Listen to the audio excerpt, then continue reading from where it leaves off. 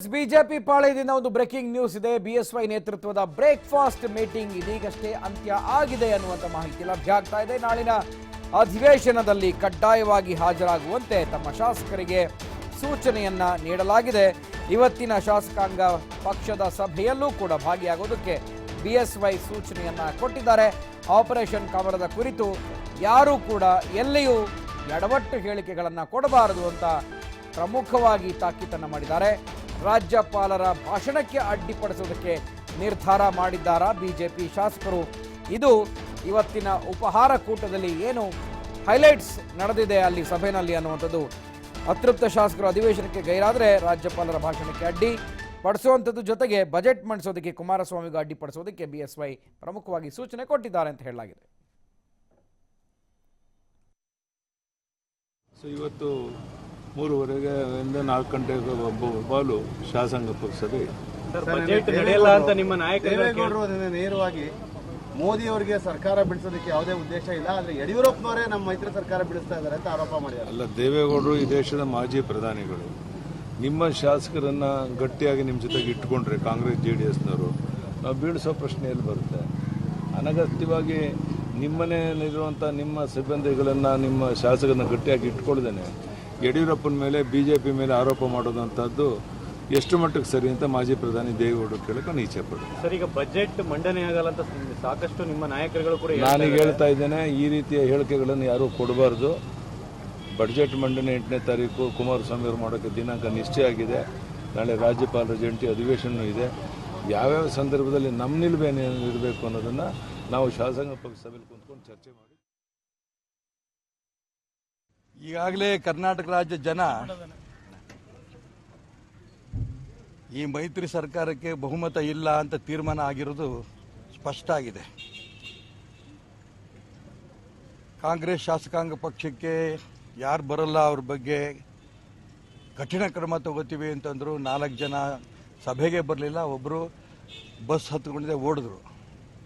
ಇವತ್ತಿನ ತನಕ ಈ ಕಠಿಣ ಕ್ರಮ ತಗೊಂಡಿಲ್ಲ.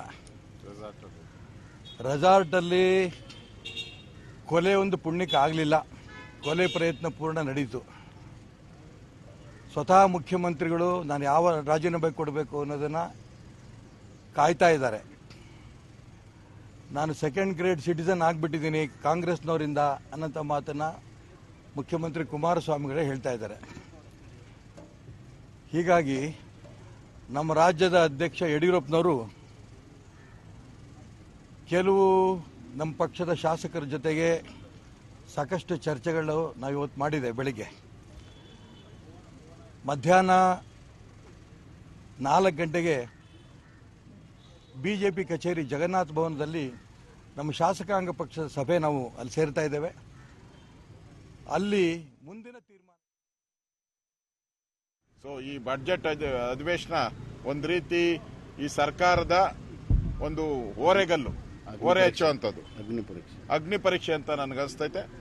ಯಾಕೆಂದ್ರೆ ಯಾವುದೇ ಒಬ್ಬ ಕಾಂಗ್ರೆಸ್ಸಿನ ಶಾಸಕರು ಕೂಡ ಈ ಮುಖ್ಯಮಂತ್ರಿಯನ್ನ ನಮ್ಮ ಮುಖ್ಯಮಂತ್ರಿ ಅಂತ ಇದುವರೆಗೂ ಹೇಳೇ ಇಲ್ಲ. ಪ್ರತಿದಿನ ನಮ್ಮ ಮುಖ್ಯಮಂತ್ರಿ ಸಿದ್ದರಾಮಯ್ಯನವರು ಅಂತ ಹೇಳ್ತಾನೆ ಇದ್ದಾರೆ. ಆದ್ರಿಂದ ಈ ಒಂದು ಸರ್ಕಾರದ ನಡೆ ಏನಿದೆ ಅದು ಗೊಂದಲದ ಗೂಡಾಗಿದೆ. ಇವೆಲ್ಲ ವಿಚಾರವಾಗಿ ಇವತ್ತು ನಾವು ಚರ್ಚೆಯನ್ನ ಮಾಡಿದಿರಿ. ಬಜೆಟ್ ಅಧಿವೇಶನದಲ್ಲಿ ಯಾವ ರೀತಿ ಈ ಕುರಿತಂತೆ ಮತ್ತಷ್ಟು ಮಾಹಿತಿಯನ್ನು ನಮ್ಮ ಪ್ರತಿನಿಧಿ ಪವನ್ ಬಿಎಸ್ವೈ ನಿವಾಸ ಬೆಂಗಳೂರಿನ ಧವಳಗಿರಿಯ ಮುಂಭಾಗದಿಂದ ನೇರ ಸಂಪರ್ಕದಲ್ಲಿ ಮಾಹಿತಿಯನ್ನು ಕೊಡ್ತಾರೆ. ಪವನ್, ದೋಸ್ತಿಗಳ ವಿರುದ್ಧ ಬಿಜೆಪಿ ತಂತ್ರವನ್ನು ಹೆಣಿತಾ ಇದೆ. ಸೊ ಬ್ರೇಕ್ಫಾಸ್ಟ್ ಮೀಟಿಂಗ್ ಅಂತ್ಯ ಆಗಿದೆ, ಏನು ಪ್ರಮುಖ ಅಂಶಗಳು ಸಭೆಯಲ್ಲಿ ಅಂತ?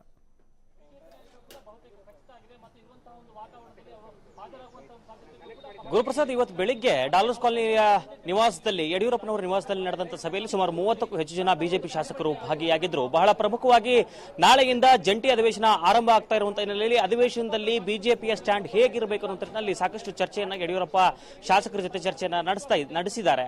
ಬಹಳ ಪ್ರಮುಖವಾಗಿ ಒಂದು ಸರ್ಕಾರ ಪತನಗೊಳಿಸುವಂತ ಪ್ರಯತ್ನ, ಇನ್ನೊಂದು ಆ ಒಂದು ಪ್ರಯತ್ನ ಯಶಸ್ವಿ ಆಗದೆ ಇದ್ರೆ ಸರ್ಕಾರಕ್ಕೆ ಮುಖಭಂಗ ಮಾಡುವಂತ ಪ್ರಯತ್ನವನ್ನ ಬಿಜೆಪಿ ಮಾಡಲಿದೆ ಅನ್ನುವಂತ ಮಾಹಿತಿ ಲಭ್ಯ ಆಗಿದೆ. ನಾಳೆ ರಾಜ್ಯಪಾಲರ ಭಾಷಣ ಆಗುವಂತ ಸಂದರ್ಭದಲ್ಲಿ ಅತೃಪ್ತ ಶಾಸಕರು ಏನಾದ್ರೂ ಆ ಒಂದು ಕಲಾಪದಲ್ಲಿ ಇರದೇ ಇದ್ರೆ ಅಲ್ಲಿ ಬಿಜೆಪಿ ತಕರಾರು ತೆಗೆಯುವಂತ ಸಾಧ್ಯತೆಗಳಿದೆ. ಆದ್ರೆ ರಾಜ್ಯಪಾಲರ ಭಾಷಣಕ್ಕೆ ಯಾವುದೇ ರೀತಿಯಿಂದ ಅಡ್ಡಿ ಮಾಡಬೇಡಿ ಅಂತ ಯಡಿಯೂರಪ್ಪ ಸೂಚನೆ ಕೊಟ್ಟಿರುವುದಾಗಿ ಬಹಿರಂಗವಾಗಿ ಇದೀಗ ತಾನೇ ಮಾಧ್ಯಮಗಳಿಗೆ ಹೇಳಿಕೆಯನ್ನು ನೀಡಿದ್ದಾರೆ. ಆದ್ರೆ ನಾಳೆ ನಡೆಯುವಂತ ಬೆಳವಣಿಗೆಗಳ ಆಧಾರದ ಮೇಲೆ ಬಿಜೆಪಿ ನಿರ್ಧಾರ ಆಗಿದೆ.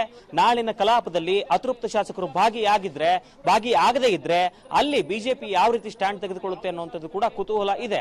ಒಂದು ಕಡೆ ಅಶೋಕ್ ಅವರು ಕೂಡ ಹೇಳ್ತಾ ಹೋದ್ರು, ಇದೀಗ ತಾನೇ ಮಾಧ್ಯಮಗಳ ಜೊತೆ ಮಾತನಾಡಿದ್ರು, ನಾಳೆ ರೆಬಲ್ ಶಾಸಕರು ಏನಾದ್ರು ಒಂದು ಕಡೆ ನೋಡೋದಾದ್ರೆ ರೆಬಲ್ ಶಾಸಕರು ಏನಾದ್ರು ಬರದೇ ಇದ್ರೆ, ಇನ್ನೊಂದು ಕಡೆ ಕೆಲವೊಂದಿಷ್ಟು ಜನ ಕಾಂಗ್ರೆಸ್ ಶಾಸಕರು ಈಗಲೂ ನಮ್ಮ ಸಿಎಂ ಸಿದ್ದರಾಮಯ್ಯನವರೇ ಅಂತ ಹೇಳ್ತಾ ಇರೋದ್ರಿಂದ ಎಲ್ಲರೂ ಕೂಡ ಕಾಂಗ್ರೆಸ್ ಶಾಸಕರು ಕುಮಾರಸ್ವಾಮಿ ಅವರನ್ನ ಸಿಎಂ ಅಂತ ಒಪ್ಪಿಕೊಂಡಿಲ್ಲ. ಹೀಗಾಗಿ ನಾಳೆ ಅದರ ಬಗ್ಗೆ ನಾವು ಸದನದಲ್ಲಿ ಧ್ವನಿ ಎತ್ತಲಿದ್ದೇವೆ ಅನ್ನುವಂತ ಮಾತನ್ನು ಕೂಡ ಹೇಳಿದ್ದಾರೆ. ಹೀಗಾಗಿ ಅಧಿವೇಶನದಲ್ಲಿ ಬಿಜೆಪಿ ಬಹಳ ಗಂಭೀರವಾಗಿ ಹೋರಾಟ ಮಾಡ್ತೀವಿ, ಬಿಜೆಪಿಯಿಂದ ಬಹಳ ಗಂಭೀರವಾದಂತಹ ಹೋರಾಟ ನಡೆಯುತ್ತೆ ಅನ್ನುವಂತ ಎಚ್ಚರಿಕೆಯನ್ನು ಕೂಡ ಅಶೋಕ್ ಅವರು ನೀಡಿರೋದ್ರಿಂದ ನಾಳಿನ ಅಧಿವೇಶನದ ದಿನ ಬಹಳ ಕುತೂಹಲ ಕೆರಳಿಸಿದೆ. ಮತ್ತೆ ಇವತ್ತು ಇನ್ನೊಂದು ಕಡೆ ಕಾಂಗ್ರೆಸ್ನವರು ಹೇಳ್ತಾರೆ, ನಮ್ಮ ಕಡೆ ಕೂಡ ಬಿಜೆಪಿಯ 4 ಜನ ಶಾಸಕರಿದ್ದಾರೆ, ನೀವೇನು ಆಪರೇಷನ್ ಕಮಲ ಮಾಡ್ತಿರೋ ನಾವು ಅದಕ್ಕೆ ಆಪರೇಷನ್ ಕಾಂಗ್ರೆಸ್ ಮಾಡೋದಕ್ಕೂ ಕೂಡ ಹಿಂದೆ ಬೀಳೋದಿಲ್ಲ. ಅದನ್ನು ಕುಮಾರಸ್ವಾಮಿ ಅವರು ಕೂಡ ಹೇಳಿದ್ದಾರೆ, ಬಿಜೆಪಿಯ ಶಾಸಕರು ಕೂಡ ನಮ್ಮ ಜೊತೆ ಇದ್ದಾರೆ, ಯಾವಾಗ ಟೈಮ್ ಬರುತ್ತೋ ಅವಾಗ ಅವ್ರು ನಮ್ಮ ಕಡೆಗೆ ಬರ್ತಾರೆ ಅಂತ. ಬಟ್ ಈ ಒಂದು ವಿಚಾರ ಬಿಜೆಪಿಗೂ ಕೂಡ ಎಲ್ಲ ಒಳಗೊಳಗೆ ತಮ್ಮ ಯಾವುದಾದ್ರೂ ಶಾಸಕರು ಸಂಪರ್ಕದಲ್ಲಿ ಇರಬಹುದಾ, ಆ ಮಾಹಿತಿ ಬಿಜೆಪಿಗಿದೆಯಾ, ಆ ಶಾಸಕರಿಗೆ ಏನಾದರೂ ಎಚ್ಚರಿಕೆ ಕೊಟ್ಟಿದ್ದಾರಾ ಅಂತ?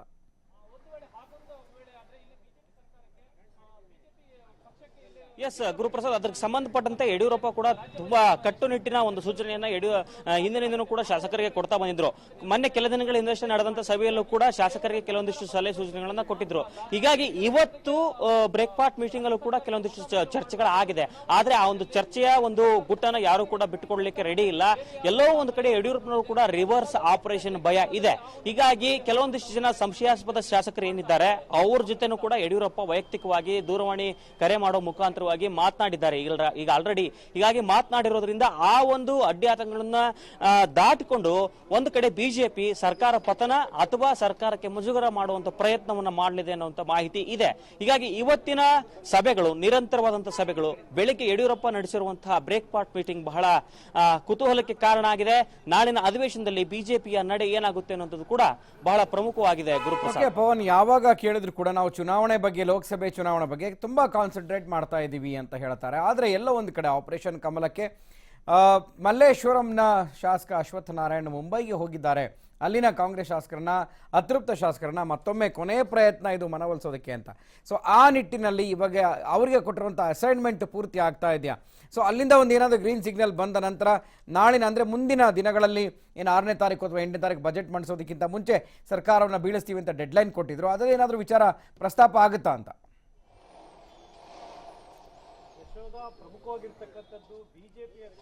ಗುರುಪ್ರಸಾದ್, ಒಂದು ಕಡೆ ಅಶ್ವತ್ಥ ನಾರಾಯಣ ಅವರ ನಡೆ ಕೂಡ ಕುತೂಹಲಕ್ಕೆ ಕಾರಣ ಆಗಿದೆ. ನೀವು ಹೇಳಿದ ಹಾಗೆ ಒಂದು ಕಡೆ ನೋಡಿದ್ರೆ ಬಿಜೆಪಿಯಲ್ಲಿ ಮೊದಲಿಂದನೂ ಕೂಡ ಆಪರೇಷನ್ ಕಮಲ ಮಾಡ್ತಿದ್ದಾರೆ ಈ ಶಾಸಕರು, ಆಪರೇಷನ್ ಕಮಲದಲ್ಲಿ ನಿರತರಾಗಿದ್ದಾರೆ ಅನ್ನುವಂಥ ಶಾಸಕರ ನಡೆ ಬಹಳ ನಿಗೂಢಾಗಿದೆ. ಒಂದು ಕಡೆ SR ವಿಶ್ವನಾಥ್ ಅವರು ಕೂಡ ಇದುವರೆಗೂ ಕಾಣಿಸ್ಕೊಂಡಿಲ್ಲ ಮಾಧ್ಯಮಗಳ ಕಣ್ಣಿಗೆ. ಯಡಿಯೂರಪ್ಪನವ್ರ ಮನೆಗೆ ಆಗಾಗ ಬರ್ತಾ ಇದ್ರು, ಅವರು ಕೂಡ ಕಾಣಿಸ್ಕೊಂಡಿಲ್ಲ. ಅಶ್ವತ್ಥ ನಾರಾಯಣ ಅವರು ಮುಂಬೈ ಹೋಗಿದ್ದಾರೆ ಅಂತ ಹೇಳಲಾಗ್ತಾ ಇದೆ. ಒಂದು ಕಡೆ ಅತೃಪ್ತ ಶಾಸಕರ ಜೊತೆ ಬಿಜೆಪಿ ನಾಯಕರು ಸಂಪರ್ಕದಲ್ಲಿರೋದು ನಿಜ. ಆದ್ರೆ ಅದು ಡೆವಲಪ್ಮೆಂಟ್ಗಳ ಆಧಾರದಲ್ಲಿ, ಅಂದ್ರೆ ಅತೃಪ್ತ ಶಾಸಕರು ಎಲ್ಲರೂ ಕೂಡ ಬರ್ಲಿಕ್ಕೆ ರೆಡಿ ಇದ್ರೆ, ಬಿಜೆಪಿಗೆ ಬೆಂಬಲ ನೀಡಲಿಕ್ಕೆ ರೆಡಿ ಇದ್ರೆ ಸರ್ಕಾರ ಪತನ ಆಗೋದು ಗ್ಯಾರಂಟಿ. ಅದಕ್ಕೆ ಸಂಬಂಧಪಟ್ಟಂತೆ ಸ್ಟ್ರಾಟಜಿಗಳನ್ನ ಒಳಗೆ ಮಾಡ್ತಾ ಇದ್ದಾರೆ. ಒಂದು ಕಡೆ ಹೊರಗಡೆ ಮೇಲ್ನೋಟಕ್ಕೆ ಲೋಕಸಭೆ ಚುನಾವಣೆಯನ್ನ ನಾವು ದೃಷ್ಟಿಯಲ್ಲಿ ಇಟ್ಟುಕೊಂಡು ಸಿದ್ಧತೆಯನ್ನ ಮಾಡ್ಕೊಳ್ತಾ ಇದ್ದೀವಿ ಅನ್ನುವಂತ ಮಾತನ್ನ ಯಡಿಯೂರಪ್ಪ ಸೇರಿದಂತೆ ಬಿಜೆಪಿಯ ಮುಖಂಡರು ಹೇಳಿದ್ರು ಕೂಡ ಸಾಕಷ್ಟು ಕುತೂಹಲಗಳಿದೆ, ಒಳಗೆ ತಂತ್ರಗಾರಿಕೆ ನಡೀತಾ ಇದೆ. Guruprasad, okay, thank you Pavan ಮಾಹಿತಿಗೆ.